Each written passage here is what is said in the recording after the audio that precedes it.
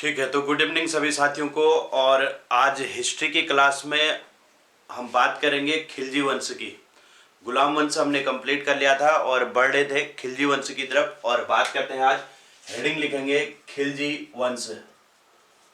खिलजी वंश के बारे में मैंने इसका समय बताया था, 1290 से शुरू होता है और 1320 तक इसका समय चलता है। 1290 से 1320 तक। और इसकी एक विशेषता थी, यह दिल्ली सल्तनत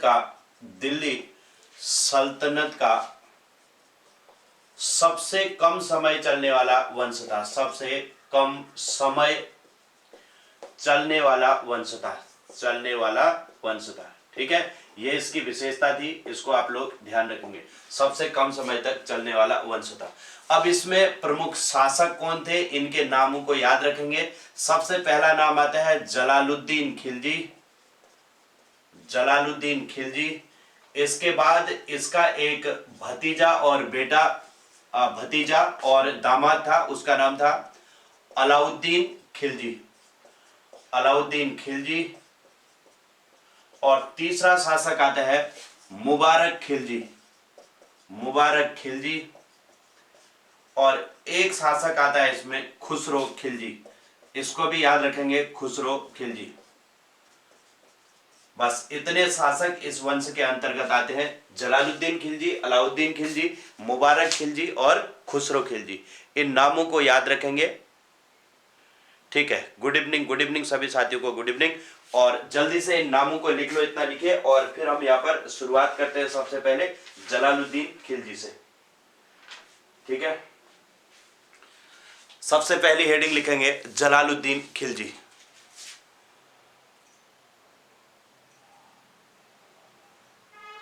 ठीक है, इसके बाद हेडिंग लिखेंगे जलालुद्दीन खिलजी। लिखा सबने?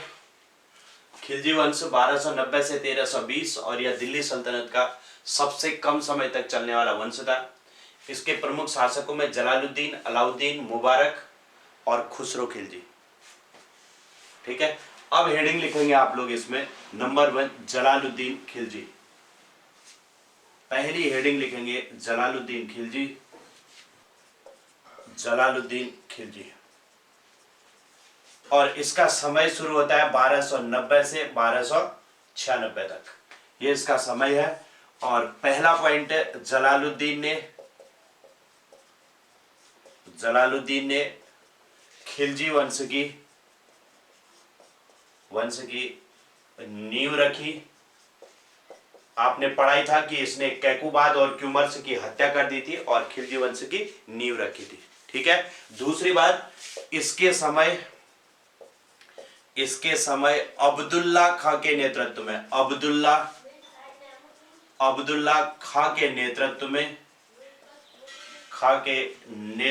में मंगोल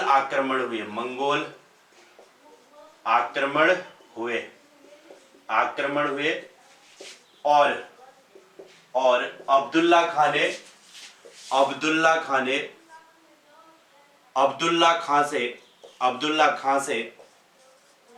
खां से संधि कर जलालुद्दीन ने अपनी पुत्री का विवाह कर दिया। ठीक है, का विवाह कर दिया, इसको ध्यान रखेंगे। अपनी पुत्री का इसके साथ इसने विवाह कर दिया था। ठीक है, तीसरी एक और बात इसमें ध्यान रखेंगे, जलालुद्दीन ने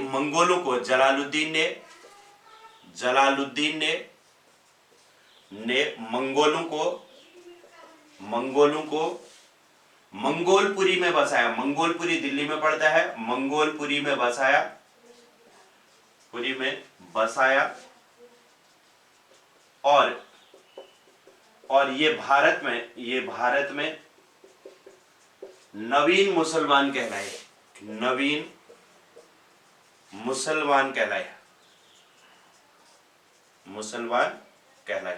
ठीक है, तो ये जो मंगोलपुरी में मंगोल बसाए, उन्हें भारत में नवीन मुसलमान कहा गया। इसमें क्वेश्चन पूछा जाता है कि नवीन मुसलमान किसे कहा गया, तो ऐसे मंगोल जिन्हें मंगोलपुरी में बसाया था जलालुद्दीन ने, उन्हें नवीन मुसलमान कहते हैं।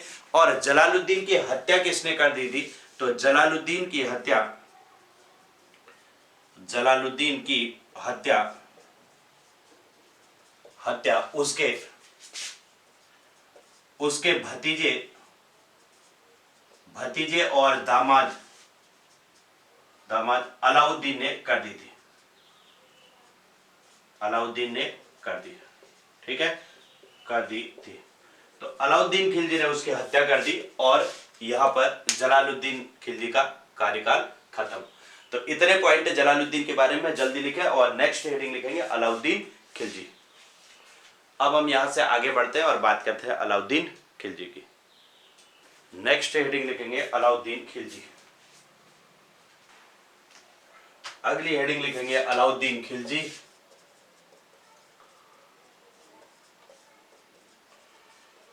और इसका समय शुरू होता है 1296 से शुरू होता है और 1316 तक चलता है। इसका समय है 1296 से 1316 तक इसका अलाउद्दीन का समय, ठीक है। अब सबसे पहली बात देखो इसके बारे में याद रखना, यह जलालुद्दीन का भतीजा और दामाद था। भतीजा और दामाद था। दूसरी बात इसका मूल नाम याद रखेंगे। मूल नाम क्या था? अली मुर्सब था। मूल नाम अली मुर्सब था। तीसरा, इसका राज्याभिषेक कहां हुआ था? इसका राज्याभिषेक लाल महल में हुआ था। लाल महल में हुआ था। बताइए जरा, लाल महल का निर्माण किसने किया था? जल्दी बताओ, जल्दी मैसेज करिए। लाल महल का निर्माण किसने किया था? जल्दी से मैसेज करो। इसके समय 4 सेनापति थे। इसके समय 4 सेनापति थे। इसकी ट्रिक याद रखना, औनुज, ये 4 सेनापति थे। एक था अल्प खां, दूसरा था औनुज, उलुग खां, तीसरा नुसरत खां और चौथा जफर खां। ये 4 इसके समय पर सेनापति थे। और जफर खां मंगोलों से लड़ता हुआ मारा गया था। मंगोलों से लड़ता हुआ मारा गया। एक तो ये है। और दूसरा, नुसरत खां गुजरात अभियान में गया था। गुजरात अभियान किया था इसने,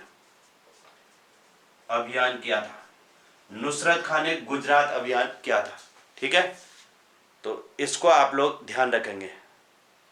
बिल्कुल सही है, बलबन ने किया था। किसने किया था? बलबन ने। इसको ध्यान रखेंगे, बलबन ने जो है इस लाल महल का निर्माण किया था। ये पॉइंट ध्यान रखना। चलिए, इसके समय 4 सेनापति थे, अल्प खां, उलुग खां, नुसरत खां, जफर खां, औनुज। और नुसरत खां गुजरात अभियान में गया था और जफर खां जो है मंगोलों से लड़ता हुआ मारा गया था। इस बात को ध्यान रखना। अब यहां से आगे बढ़ते हैं। ये तो 4 सेनापति हो गए। अब इसके अतिरिक्त देखो, इसने अलाउद्दीन ने सैन्य सुधार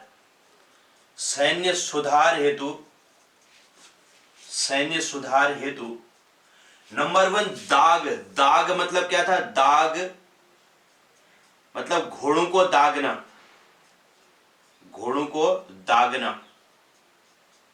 और दूसरा चेहरा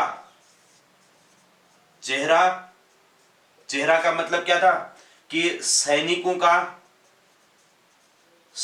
का विवरण लेना, ठीक है। पद्धति चलाई, दाग और चेहरा पद्धति चलाई थी। ये क्वेश्चन इंपॉर्टेंट हो जाता है कि किस शासक ने दाग और चेहरा पद्धति चलाई थी? तो अलाउद्दीन ने। या सैन्य सुधार के लिए इससे पहले दिल्ली सल्तनत में सबसे पहले सैन्य सुधार किया किसने किया था? गुड इवनिंग वंदना। दिल्ली सल्तनत में सबसे पहले सैन्य सुधार किसने किया था? ये मैंने क्वेश्चन आपको बताया था। बताइए, दिल्ली सल्तनत में सर्वप्रथम सैन्य सुधार किसने किया? आंसर करो जल्दी।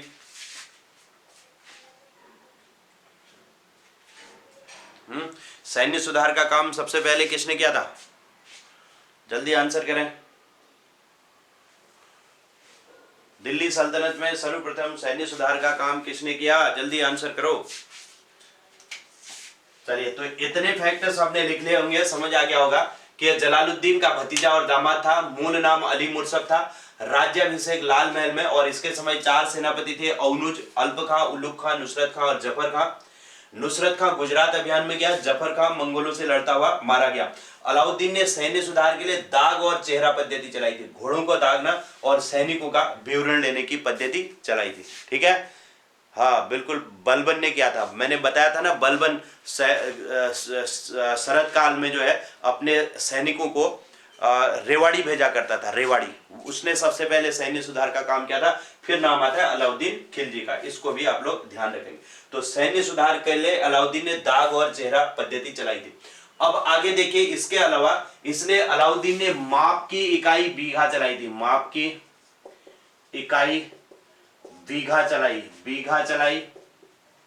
ठीक है, इसे ध्यान रखेंगे। और बाजार व्यवस्था बहुत फेमस है, अलाउद्दीन ने बाजार व्यवस्था चलाई थी, बाजार व्यवस्था चलाई। अलाउद्दीन की बाजार व्यवस्था बहुत फेमस है, इसको ध्यान रखेंगे। ठीक है, बाजार व्यवस्था चलाई, माप की इकाई बीघा चलाई। इसके अलावा इसने भू राजस्व कितना कर दिया था? भू राजस्व 1/2 कर दिया था, 1/2 कर दिया था। भू राजस्व जो है 1/2 मतलब 50% भू राजस्व लेना इसने शुरू कर दिया था। ठीक, और एक और चीज ध्यान रखना, इसने कुतुब मीनार के परिसर पर, बहुत अच्छा क्वेश्चन है जो पूछा जाता है, कुतुब मीनार के परिसर में अलाई दरवाजे का निर्माण किया, अलाई दरवाजे का निर्माण किया। कुतुब मीनार के परिसर पर इसने अलाई दरवाजे का निर्माण किया था। तो पूछा जाता है कि अलाई दरवाजे का निर्माण किसने किया? अलाउद्दीन ने कुतुब मीनार के परिसर पर अलाई दरवाजे का भी निर्माण किया था। क्लियर हो गया?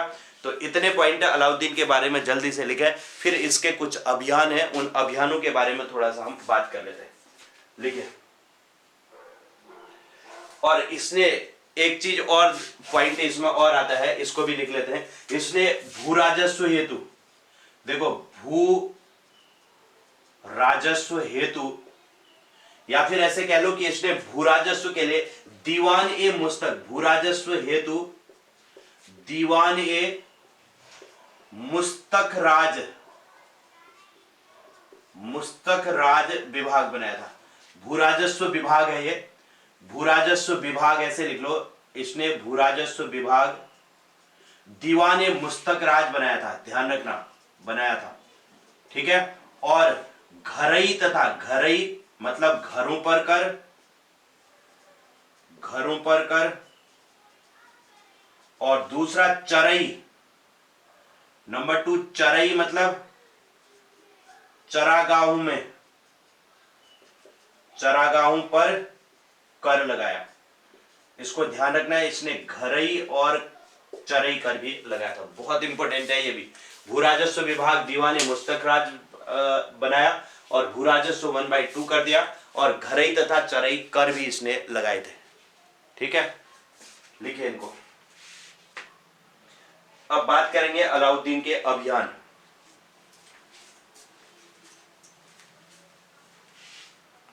नेक्स्ट हेडिंग लिखेंगे इसके बाद अलाउद्दीन के अभियान। लिखिए इसको जल्दी से। अब हेडिंग लिखो अलाउद्दीन के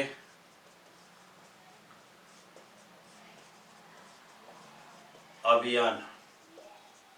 ठीक है, इसमें देखो दो तरीके से समझते हैं, एक उत्तर भारत की तरफ के समझते हैं, उत्तर भारत में, और दूसरे दक्षिण भारत के अभियान, दक्षिण भारत में। ठीक है, उत्तर भारत में किए तो कई सारे अभियान थे, लेकिन इसमें से एक इंपॉर्टेंट होता है गुजरात अभियान, इसको ध्यान रखेंगे, गुजरात अभियान, और दूसरा आता है चित्तौड़ अभियान। चित्तौड़ अभियान, ये 2 अभियान यहाँ पर इसके इंपॉर्टेंट है, ठीक है। और यहाँ पर एक वारंगल अभियान इसने किया था, एक वारंगल अभियान और दूसरा देवगिरी अभियान। वारंगल अभियान और दूसरा देवगिरी अभियान, ये भी इंपॉर्टेंट अभियान है, इन पर हम चर्चा करते हैं एक करके, ठीक है। वारंगल अभियान और देवगिरी अभियान के बारे में भी थोड़ा सा इंपॉर्टेंट हो जाते हैं। लिखिए, इसको बना लो और सबसे पहले हेडिंग लिखो इसमें गुजरात अभियान। नंबर 1 लिखेंगे गुजरात अभियान। गुजरात अभियान के बारे में समझते हैं।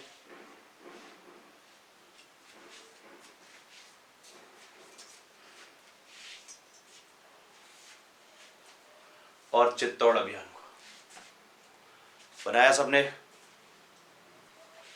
सबसे पहले जो गुजरात अभियान है ये 1298 में किया था इसने। हेडिंग लिखेंगे गुजरात अभियान 1298, और इसमें लिख लेना कि गुजरात अभियान के समय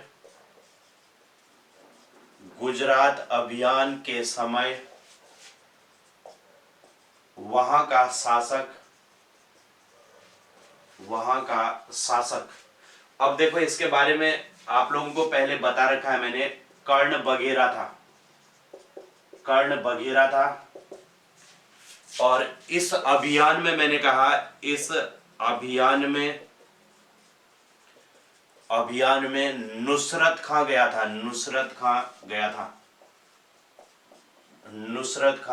था। और तीसरी बात, इस अभियान के दौरान ये जब कर्ण बघेरा वहां गया था तो इस अभियान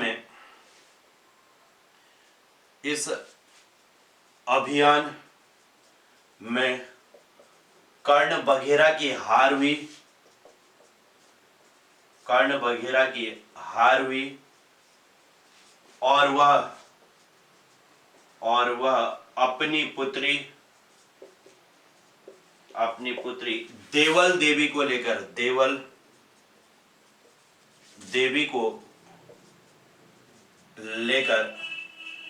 देवगिरी भाग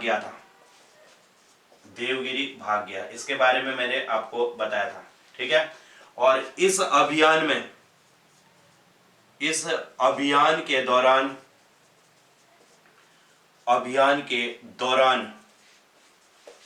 नुसरत खान ने 1000 दीनार में मलिक काफूर को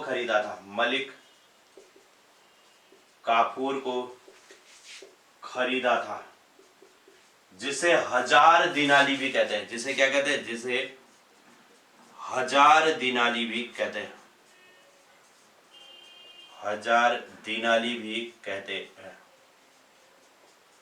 जिसे 1000 दिनाली भी कहते हैं। तो ये इतने पॉइंट्स अलाउद्दीन खिलजी के इस अभियान में है, गुजरात अभियान में। इसको आप लिख लो और फिर हम बात करते हैं चित्तौड़ अभियान। नेक्स्ट आता है इसका चित्तौड़ अभियान, ठीक है। अगली हेडिंग लिखेंगे चित्तौड़ अभियान। नेक्स्ट हेडिंग लिखेंगे चित्तौड़ अभियान, और ये क्या था? 1303 में। इस अभियान में अलाउद्दीन खुद गया था, स्वयं गया था। इसका उद्देश्य, इस अभियान का उद्देश्य राणा रतन सिंह की पत्नी पद्मावती को पाना था। ये इसका उद्देश्य था। और तीसरी बात, इस अभियान में राणा रतन सिंह की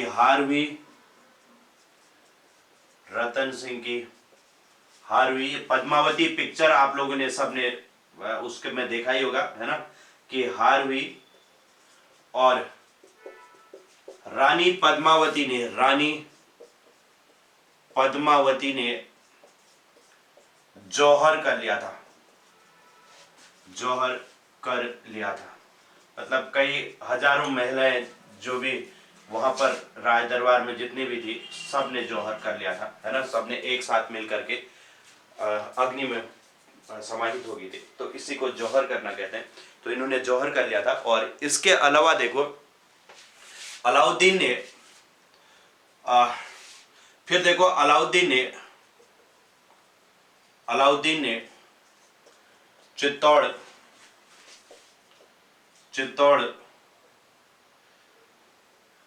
का नाम खिजराबाद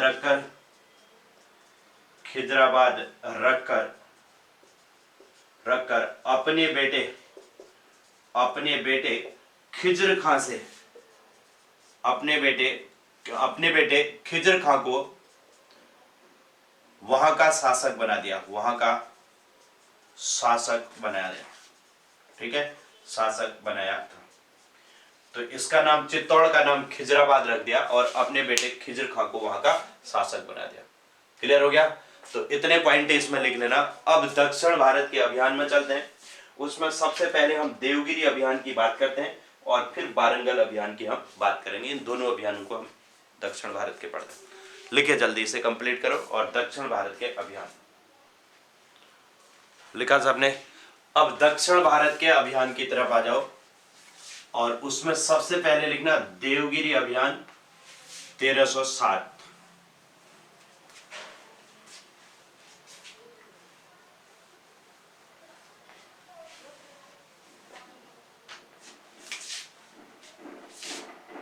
अब इसमें हेडिंग लिखेंगे देवगिरी अभियान 1307। और इसमें देखो देवगिरी का शासक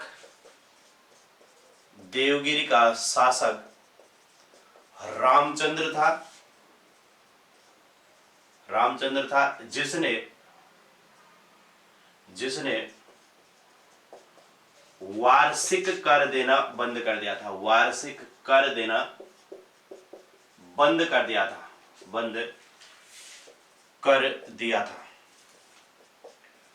था। ठीक है। और एक पॉइंट ध्यान रखना, अलाउद्दीन के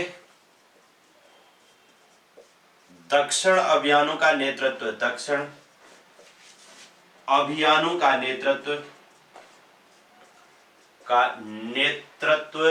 मलिक काफूर ने किया था। ठीक है, इसको ध्यान रखेंगे। इसके दक्षिण अभियानों का नेतृत्व किसने किया? तो मलिक काफूर ने किया था।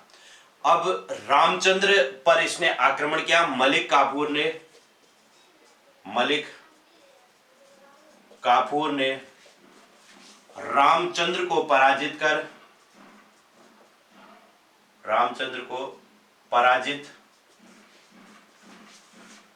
कर दिया और कर्ण बगेरा तथा उसकी पुत्री देवल देवी को बंदी बनाकर दिल्ली भेज दिया। कर्ण बगेरा सबको ध्यान आ रहा होगा, है ना, गुजरात से जो भाग करके आया था। और देखो अलाउद्दीन ने देवल देवी से अपने पुत्र खिज्र खां का विवाह कर दिया।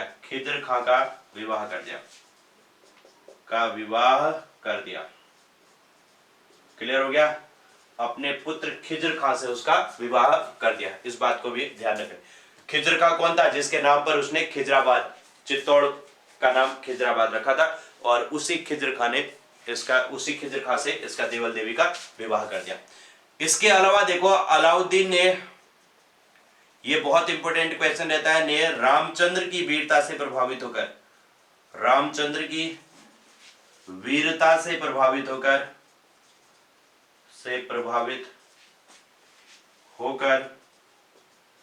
उसे राज्य वापस लौटा दिया और राय रायन की उपाधि दी, दी। ठीक है, उसे उसका राज्य वापस लौटा दिया और काहे की उपाधि दी? राय रायन की उपाधि। ये फैक्ट बहुत इंपॉर्टेंट होता है, राय रायन की उपाधि किसने दी थी, इसको आप लोग ध्यान रखेंगे। ठीक है, ओके। तो राय रायन की उपाधि दी थी। ये क्वेश्चन बहुत बार पूछा जाता है। ठीक है, तो ये था देवगिरी अभियान, इसे जल्दी कंप्लीट करें और नेक्स्ट हेडिंग लिखेंगे वारंगल अभियान। अगला अभियान आता है वारंगल अभियान, उस पर चलते हैं। वारंगल अभियान लिखेंगे 1308।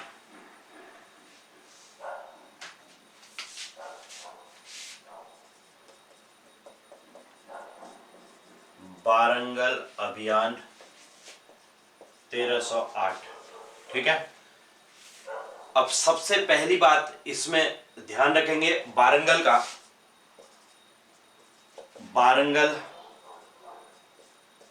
का शासक प्रताप रुद्रदेव था और मलिक काफूर ने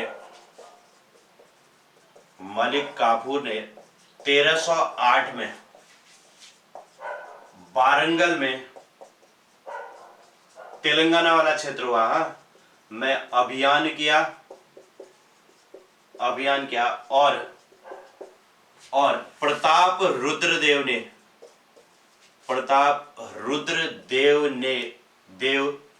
ने उसकी अधीनता स्वीकार कर ली।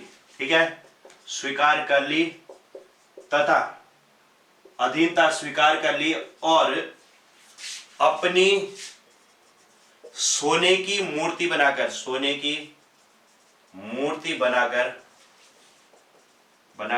उसके गले में जंजीर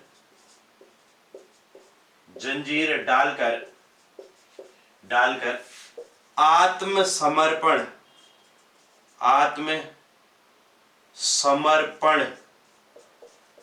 के प्रतीक के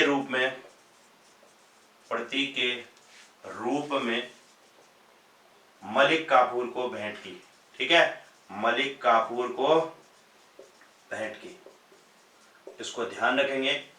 और साथ में जो कोहिनूर का हीरा था, कोहिनूर